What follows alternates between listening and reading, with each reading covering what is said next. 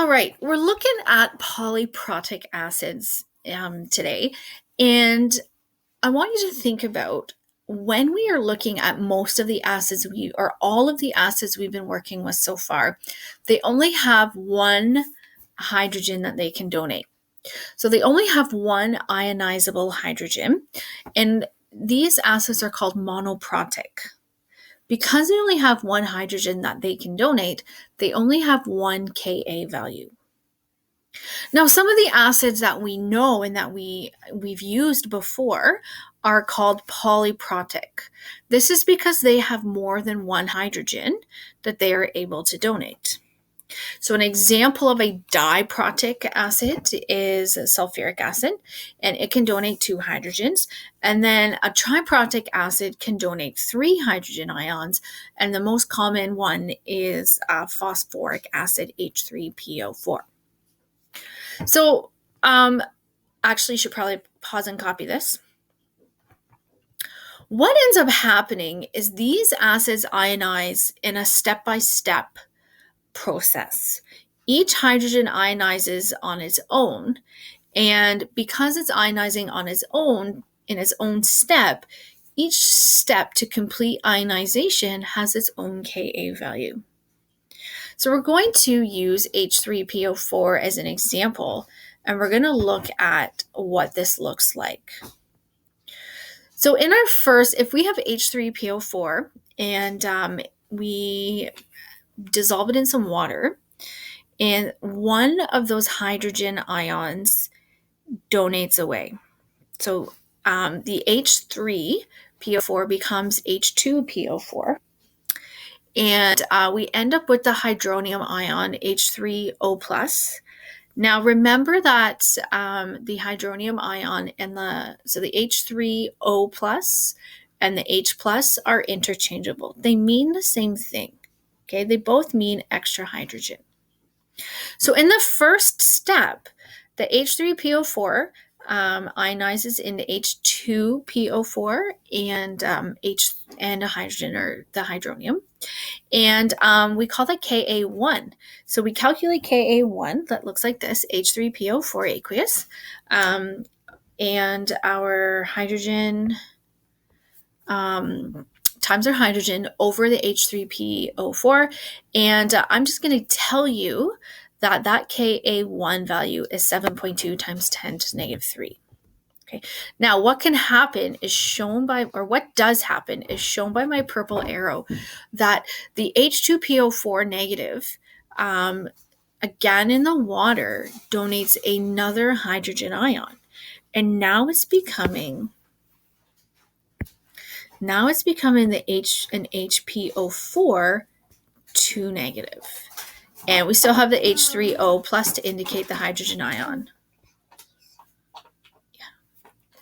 So this is Ka2. And so we calculate that and we put in our products over our reactant. Again, we don't include water. And again, I'm going to tell you that this equals 6, I'm going to get rid of that circle for now, 6.3 times 10 to the negative 8. Now again, this HPO4 2 negative that is circled in green has yet another hydrogen that it can donate. So it donates that third hydrogen, as shown here with the green arrow, that HPO4, and that should say 2 negative here. Again in water, donates that hydrogen and becomes PO4 3 negative, again plus the hydronium or the hydrogen. And if we calculated the Ka for this would be Ka3 because it's the third ionization. And again, I'm telling you, I'm just giving it to you as a value. That is 4.2 times 10 to the negative 13. Okay. So if we pay attention and we look at our 3 Ka values, we have Ka1 is 7.2 times 10 to the negative 3. Ka2 is 6.3 times 10 to the negative 8. And Ka3 is 4.2 times 10 to the negative 13. Now, if we compare these three values, we are seeing, you should notice that Ka is greater than, or Ka1 is greater than Ka2, and Ka2 is greater than Ka3. Again, the only thing that is different is that, every step of ionization has its own Ka value. Because we can clearly see it numerically, as the polyprotic acid ionizes, at each step, the acid becomes weaker. So H3PO4 is a significantly stronger acid than HPO4 negative. And just a reminder that the higher the Ka, the stronger the acid and the weaker the conjugate base. So that's something we've seen already. Also, recall back that if you have a stronger acid, the higher the percent ionization and the more hydrogen ion is going to result from ionization. So these are really important. And if you haven't hit pause, you should probably hit pause and copy. All right, so these things are really important. And I'm going to scroll up here so we can see all of it together. So our stronger the acid, the higher the percent ionization. And the higher the Ka, the stronger the acid. So the first step in ionization is ionizing the strongest acid.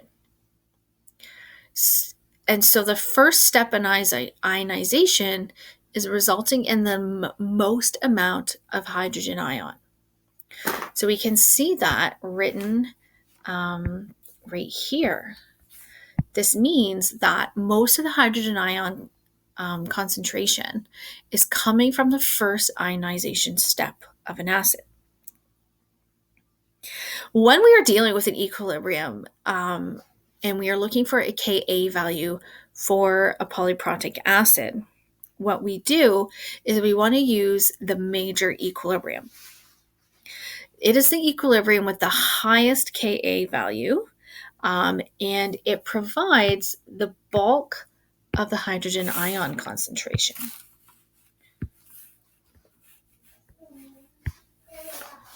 So our highest Ka provides the bulk of the hydrogen ion concentration.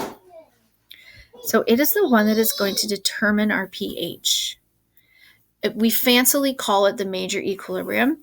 We don't really need to get caught up in terminology here, but what you need to recognize is that it's the highest Ka value that you're going to use when you are solving for pH and dealing with a polyprotic acid.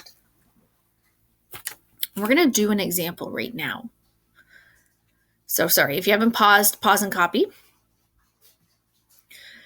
So we're going to look at this example.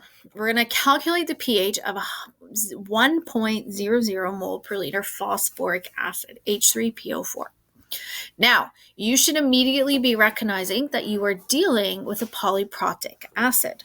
So you have to determine which ionization step, and Ka is the major equilibrium. Now, we just wrote out our 3 Ka values, so you have those for phosphoric acid.